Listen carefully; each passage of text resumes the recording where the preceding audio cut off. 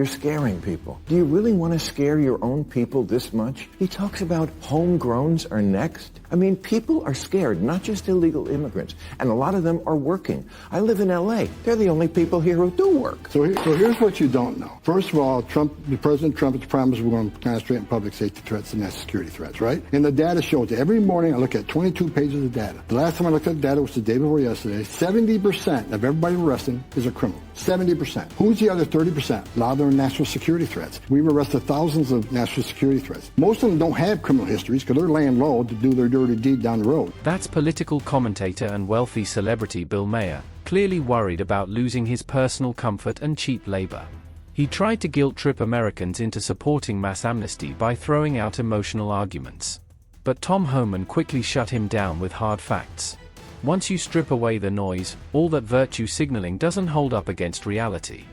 And it looks like the elites are dusting off the same old amnesty arguments we've been hearing for decades.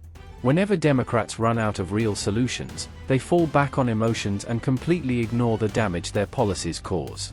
This is exactly what happened when Maher realized his talking points about cheap labor collapsed the moment they ran into Tom Homan's crime statistics. You would agree that we need some immigration. Like we used to have a quota, like 1 million people a year. Say that's the right number. We still do. We're the most giving nation in the entire world. Okay, so let's say it's that. And we went overboard for the last 4 years under Biden, and we let in too many. Wouldn't it be smarter now to say, now that it's zero, let's let that even out? We were going to have 1 or 2 million every year, but we let in 10 million. Instead of uprooting all these people now, why not just an amnesty? Okay, it's not exactly kosher how you got here, but the amount of people you're scaring. I mean, I'm going to say to you the thing I said to him when I had dinner with him that horrible night.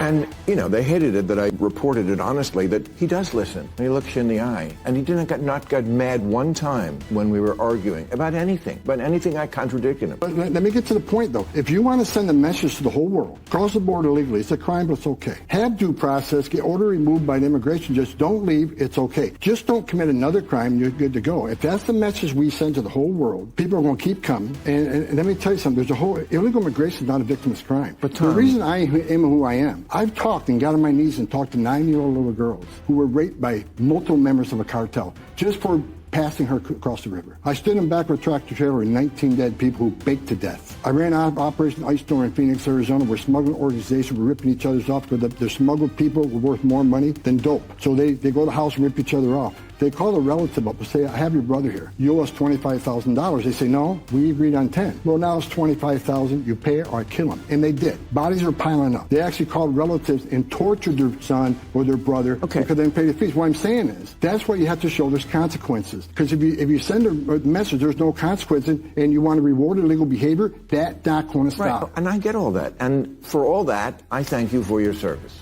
Truly. This is exactly what happens when elites try to turn immigration into some kind of feel-good project that actually serves their own interests. Maher frames it as if hard-working Americans should just accept mass amnesty simply because he and his wealthy liberal friends want an endless supply of cheap, compliant workers. Let's not forget, this is the same guy who mocked British citizens for saying they no longer recognized their own country. He even called the decline of natural-born citizens a happy fact.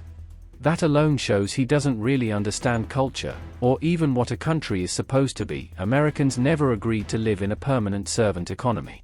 And the fact that Maher couldn't properly respond to Tom Homan or challenge him directly just proves how weak and backwards his politics really are. But what we also see is people being just taken away who are just regular day workers. The waitress who worked for 14 years at some coffee shop. And everybody's like, oh, you know what? We voted to get rid of the bad people. The people you were just talking about. But not Carol. What's going on there? Don't you think it's been a little heavy-handed? Don't you think you've picked up a bunch of people who shouldn't be picked up at all? It doesn't seem like it was done with a scalpel. What I think about every day is, again, we prioritize the worst first, and the numbers show we do it. But I've said from day one, if you're in the country illegally, you're not off the table. You know why? Because there are millions of people standing in line, taking their tests, doing the background investigations, paying their fees to be part of the greatest nation on earth. If you want to be a part of the greatest nation on earth, there's a right way and wrong way to do it. If you like it or not, the ones who are here illegally cheated the system. They moved themselves to the front of the line, and they've overwhelmed the immigration court system back 9-10 years, which means that people who are really trying to come here the right way are sitting in the back of the bus. right? It's just like what people don't talk about, these 10 million, 10.5 million came to the border under Biden. Well, they're asylum seekers. What people don't understand, if you look at immigration court data over the last 10 years, nearly 9 out of 10 of them will get an order removal because they don't qualify for asylum. They're not escaping fear and persecution from the home government because of race, religion, political affiliation. They're coming here for a better life, and I get that. But while they're clogging up the system and cheating the system, there are literally thousands of people in this world that really are escaping fear and persecution from their home countries that are sitting in back of the bus. Yeah. So there's a reason we're a nation of laws. And if you or people don't like what ICE is doing, they go scream at Congress. We're enforcing laws today in that. Well, I hope it all gets better. I thank you for coming here and explaining. This is where liberals show just how out of touch they've become. Maher complains about enforcement tactics, but he completely ignores the actual scale of the crisis. Right now, millions of people are here illegally. That puts massive strain on schools, hospitals, and the job market. The left loves to highlight the fears of illegal immigrants, but they never talk about the fears of hardworking Americans who are dealing with the impact of importing 30 million people into this country.